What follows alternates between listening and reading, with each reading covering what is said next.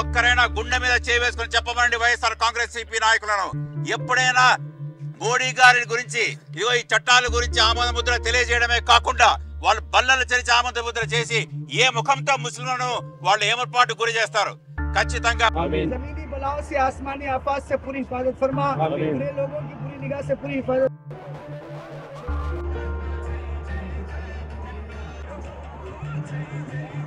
నాలుగు 4% రిజర్వేషన్ ఇవన్నీ రద్దయ్యే ప్రసక్తే లేదు. వైఎస్ఆర్ కాంగ్రెస్ పార్టీలో ఎవరైతే 4% రిజర్వేషన్ ను వ్యతిరేకించారో ఆర్ కృష్ణయ్య గారు సుప్రీంకోర్టుకు పోయి అక్కడ పోరాడింది నేను. సిఏఏ వాళ్లే చర్చారు కానీ ముస్లింల అభివృద్ధికి కట్టుబడి ఉన్నాం. ఆ హక్కులు ఎట్టి పరిస్థితుల్లో మేము పొత్తు కుదుర్చుకున్నాం. ఇది సత్సంబంధానికి అక్రమ సంబంధానికి ఉన్న తేడా. ముందు వాకిలి గుండా రావడానికి వెనక వాకిలి గుండా రావడానికి ఉన్న తేడా.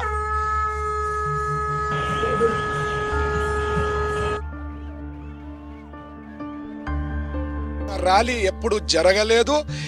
నెక్స్ట్ మే 13th అనేది it is just a formality. ప్రజలందరూ డిసైడ్ అయిపోయారు. ఒక్క ఛాన్స్ భరత్ కియాలా కష్టపడుతున్నాడు ప్రజల కోసం. 10 ఏళ్ల నుంచి ఓడిపోయిన ప్రజల మధ్యలోనే ఉన్నారు, సేవ చేస్తున్నాము.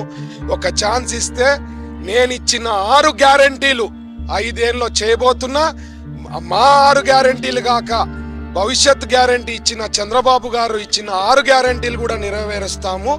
ఇవన్నీ జరగాలంటే నా అట్లాంటి నాయకత్వం చాలా రిక్వైర్డ్. ప్రజలందరూ కూడా అర్థం చేసుకున్నారు. ఈ రోజు కదిలి వచ్చే దాన్ని బట్టే దానికి ఒక इंडिकेटर మీ అందరికీ తెలుసు. शहर कर्नूल में आज टीडीपी एनडीए अलायंस के उम्मीदवार टीजी भरत ने आज अपना नॉमिनेशन दाखिल करवाया। ऐसे इस नॉमिनेशन को जाने से पहले टीजी भरत के लिए दीगर मजहब के मुताबिक खुसूसी दुआओं का एहतमाम भी किया गया। और ये रैली शहर कर्नूल के बड़े मार्केट से पुराना बस स्टैंड कुंडा रेड्डी बुट से लेकर म्युनिसिपल कॉरपोरेशन ऑफिस तक रही। और ऐसे इस रैली में अवाम और पार्टी का कैडर ने बढ़ चढ़कर हिस्सा लिया। टीजी भरत का नॉमिनेशन दाखिल करने के वक्त रिटायर्ड आईजी इकबाल साबिका एमएलसी रहे, वो भी शामिल रहे दीगर एनडीए अलायंस के कैंडिडेट्स के साथ।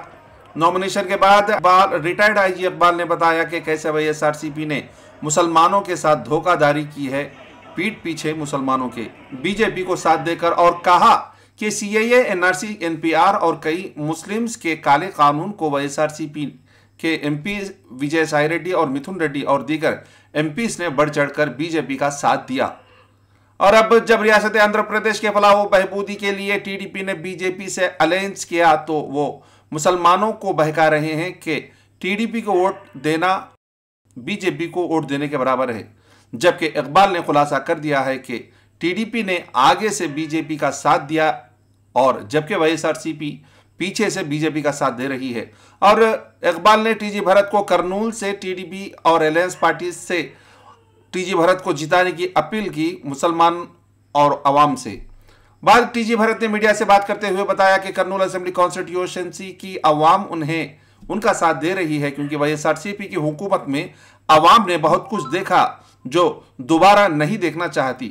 और भरत ने कहा कि इस नॉमिनेशन के रैली की अवाम को देख इन्हें समझ आ गया कि अवाम इस बार टीजी भरत को भारी अक्सरियत से इकबाल सारू, సోమశెట్టి వెంకటేశ్వర గారు, తర్వాత కూటమి నుంచి జనసేన పార్టీ వాళ్ళు, ఎంఆర్పిఎస్, బీజేపీ, లోక్ సత్తా వీళ్ళందరూ కూడా నాకు వచ్చి ప్రపోజ్ చేయడము, వాళ్ళ బ్లెస్సింగ్స్ తీసుకోవడము, కూటమి వాళ్ళ నుంచి బ్లెస్సింగ్స్ తీసుకోవడము చాలా ఆనందంగా ఉంది నాకు.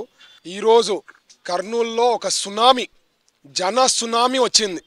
హిస్టరీ క్రియేట్ చేసినాం కర్నూలులో. ఇంతవరకు ఇప్పుడే సోమశెట్టి వెంకటేశ్వర గారు చెప్పినారు, ఆయన ఎప్పటి నుంచో రాజకీయాల్లో ఉన్నారు, చూశారు, మీరు కూడా చూశారు ప్రెస్గా. ఎప్పుడైనా కర్నూలులో ఇంత పెద్ద ఎత్తున ర్యాలీ ఎప్పుడు జరగలేదు. నెక్స్ట్ మే 13th అనేది it is just a formality. ప్రజలందరూ డిసైడ్ అయిపోయారు. ఒక్క ఛాన్స్ భరత్ కియాలా కష్టపడుతున్నాడు ప్రజల కోసం. 10 ఏళ్ల నుంచి ఓడిపోయిన ప్రజల మధ్యలోనే ఉన్నారు, సేవ చేస్తున్నాము. ఒక ఛాన్స్ ఇస్తే నేను ఇచ్చిన 6 గ్యారంటీలు 5 ఏళ్ళలో చేయబోతున్నా. మా 6 గ్యారంటీలు కాక భవిష్యత్ గ్యారంటీ ఇచ్చిన చంద్రబాబు గారు ఇచ్చిన 6 గ్యారంటీలు కూడా నెరవేరుస్తాము.